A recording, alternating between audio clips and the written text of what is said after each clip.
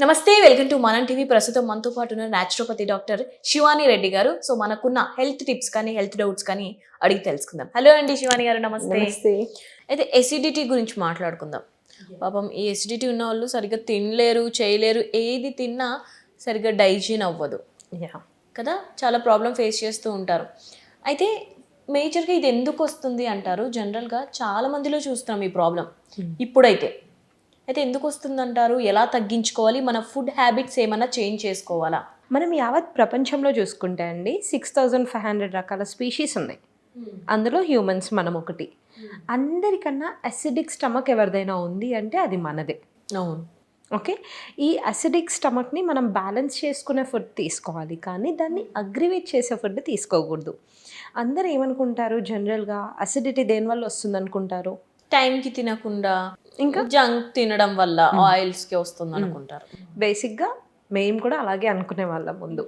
But recent డేస్లో నేను చాలా ఎక్స్ప్లోర్ చేస్తే నాకు తెలిసింది ఒకటి ఏంటి అంటే, ఈ అసిడిటీకి మెయిన్ రీజన్ వచ్చేసి హెచ్ పైలోరీ బ్యాక్టీరియా అండి. హెచ్ పైలోరీ బ్యాక్టీరియా అనేది మన స్టమక్లో డస్ట్ ఫార్మాట్లో ఉంటుంది. ఎగ్జాంపుల్, ఇప్పుడు మన కంట్లో ఏదన్నా నలుగు వచ్చి పడింది అనుకోండి, ఏం చేస్తాం? బాగా నలిపేస్తాం, లేదా వాటర్ వేస్తాం, లేదా ఐకి ఏదైనా సొల్యూషన్స్ వేస్తాం. ఎంత సొల్యూషన్ వేసినా మీరు ఆ డస్ట్ తీయకుండా ఏది వేసినా ట్రీట్మెంట్ పనిచేయదు, అవునా? In the same way H pylori మన స్టమక్లో ఉంటుంది. బ్యాక్టీరియా ఆ బ్యాక్టీరియా మనకు మంచిది కాదు. దాన్ని మనము తగ్గించుకోగలిగితేనే మనకు అసిడిటీ రాకుండా ఉంటుంది. కానీ బ్యాక్టీరియా ఎందుకు ఫామ్ అవుతుందంటే మనం తినే ఫుడ్ వల్ల. సో అంతేకాని స్పైసెస్ తింటే హెచ్ పైలోరీ రావట్లేదు. సో మనము ఇప్పుడు ఈ హెచ్ పైలోరీని బయటకు తీసుకునే విధానంలో మెయిన్గా వచ్చేసి ఫుడ్ చాలా ఇంపార్టెంట్ అండి. ఆ ఫుడ్లో మనం స్పెషల్గా తీసుకోవాల్సింది ప్రీబయోటిక్స్ అండ్ ప్రోబయోటిక్స్. ఈ ప్రీబయోటిక్స్ ప్రోబయోటిక్స్లో బాగా ఫర్మెంటెడ్ కర్డ్ చాలా బాగా హెల్ప్ చేస్తుంది. ఇందులో ఈ కర్డ్ ఏదైతే ఉంటుందో అది ఈ బ్యాక్టీరియాని తగ్గించగలుగుతుంది చాలా మట్టుకు. అండ్ ఈ అసిడిటీ అనేది అప్పుడు తగ్గుతుంది, అంతేకాని మనం తినే స్పైసెస్ వల్ల కాదు. జనరల్గా లేట్ తినడం వల్ల కూడా ఎసిడిటీ ఫామ్ అయింది అంటారు కదా. అదే, మనం టైంకి ఫుడ్ ఇవ్వకపోతే ఏంటంటే ఆ బ్యాక్టీరియా ఏదైతే కొంచెం ఉంటుందో అది మల్టిప్లై అవుతుంది అనమాట. అది మల్టిప్లై అయిపోయి మన స్టమక్ యాసిడ్తో డిస్టర్బెన్స్ క్రియేట్ చేస్తుంది. ఆ యాసిడ్తో డిస్టర్బ్ అయినప్పుడు ఏమవుతుంది, అది అగ్రివేట్ అయ్యి మనకు బాగా మంట పుట్టినట్టుగా అనిపించడం లాంటివి జరుగుతాయి. సో మనం టైంకి ఫుడ్ తినడం అండ్ మనం తీసుకునే ఫుడ్లో ప్రాపర్ న్యూట్రిషన్ ఉండడం ఇంపార్టెంట్. స్పెషల్గా మన స్టమక్ యాసిడ్కి కొన్ని ఫంక్షన్స్ ఉంటాయండి. ఒకటి, మనం తిన్న ఫుడ్ని క్లీన్గా డైజెస్ట్ చేయడం. సెకండ్ వచ్చేసి ప్రోటీన్ని బ్రేక్ చేస్తుంది. ప్రోటీన్ని బ్రేక్ చేసి ఇక్కడ నుంచి ఇట్ విల్ సప్లై. కానీ మన కార్బోహైడ్రేట్స్ని ఫ్యాట్స్ని బ్రేక్ చేయదు స్టమక్ యాసిడ్. దాని యొక్క digestion next part of the స్టమక్లో జరుగుతుంది.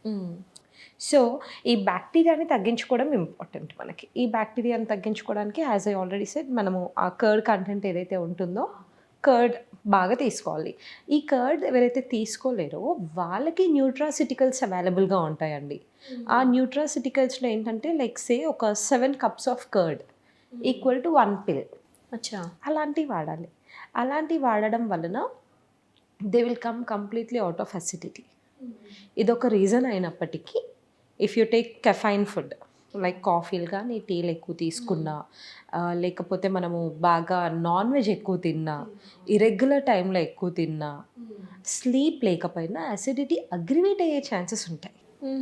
But acidity it is very simple and easy to manage.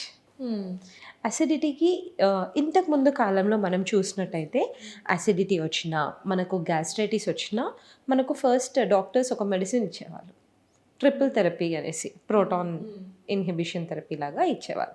దాంట్లో ఏంటంటే 2 యాంటీబయాటిక్స్ ఒక యాంటీ యాసిడ్ వేసేవాళ్ళు. 2 యాంటీబయాటిక్స్ ఒక యాంటీ యాసిడ్ తీసుకునే వరకు మనకి ఏమయ్యేది, తగ్గేది ఇనిషియల్గా. బట్ ఈ రోజుల్లో అది వేసుకున్నా కూడా తగ్గట్లేదు, ఎందుకంటే హెచ్ పైలోరీ బ్యాక్టీరియాకి రెసిస్టెన్స్ వస్తుంది వాటితో. సో దానికోసం న్యాచురోపతిలో నేను కొత్తగా ఒక ట్రిపుల్ థెరపీ అని చెప్తున్నానండి. అందులో ఏంటంటే diet, sleep and lifestyle, ఈ 3 మీరు న్యాచురోపతి ద్వారా తగ్గించవే. ఎస్, న్యాచురోపతిలో అసిడిటీ కానీ, గ్యాస్ట్రైటిస్ కానీ, కాన్స్టిపేషన్ కానీ, any disease, no matter what, gut related any disease, autoimmune disease ఏదైనా సరే 100% ట్రీట్మెంట్ అయ్యేది న్యాచురోపతిలోనే. అవును. అసలు ఒక సింపుల్ టెక్నిక్ చెప్తానండి. మనకు ఎన్నో పిల్స్ వేసుకుంటాం కదా.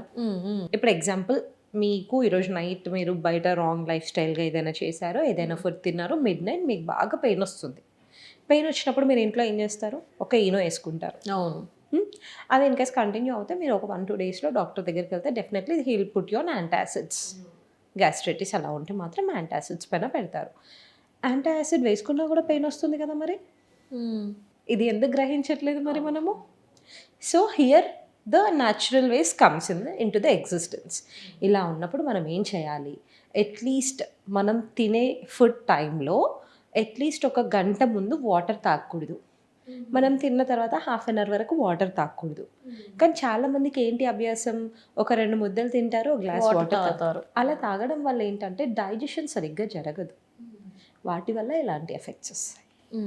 కానీ నేను చెప్పినట్టు ఇవన్నీ ప్రాపర్గా ఫాలో అవుతే ఏం కాదు. ఒక్క జ్యూస్ ఉంటుందండి, perfect juice for all the gut related issues. అదేంటి అంటే యాష్ గట్ జ్యూస్, బూడిద గుమ్మడికాయ జ్యూస్.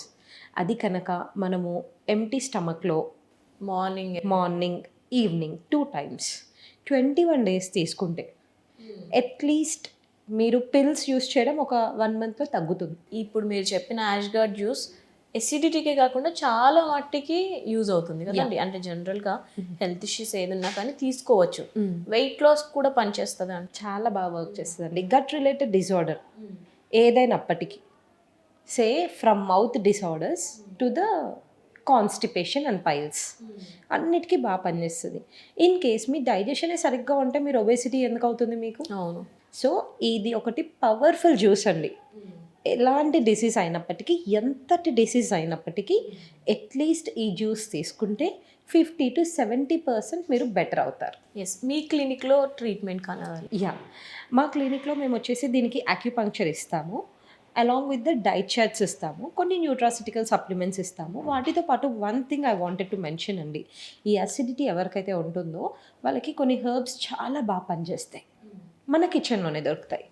ప్రతి ఒక్కరి ఇంట్లో దాల్చిన చెక్క ఉంటుంది కదా, దాల్చిన చెక్క డైలీ 100 milligrams తీసుకోవాలి. ఎంత వండర్ఫుల్గా వర్క్ అవుతుంది అంటే అంత వండర్ఫుల్గా వర్క్ అవుతుంది. ఈ మధ్య మనం బయట అయితే సినమన్ కేక్స్ అని కూడా చూస్తున్నాం. లేదా మనం తీసుకునే ఫస్ట్ ముద్దలో సినమన్ తీసుకోవడం, లేదా డైలీ మార్నింగ్ ఒక గ్లాస్ వాటర్లో టర్మరిక్ వేసుకొని బాయిల్ చేసి తాగటం బాగా వర్క్ అవుతుంది సూపర్గా. అండ్ హర్బ్స్ వచ్చేటప్పటికి పెప్పర్ తీసుకోవాలి, స్పైసెస్ తీసుకోవాలి, అండ్ ఇది బ్లాక్ క్యూమిన్ అంటారు కదా, నల్ల జీర తీసుకోవాలి, శుంఠి తీసుకోవాలి. చాలా బాగా వర్క్ అవుతుంది, వండర్ఫుల్ రిజల్ట్స్. ఎస్. హోమ్ మేడ్గా ఎవరైనా యూజ్ చేయాలి అంటే.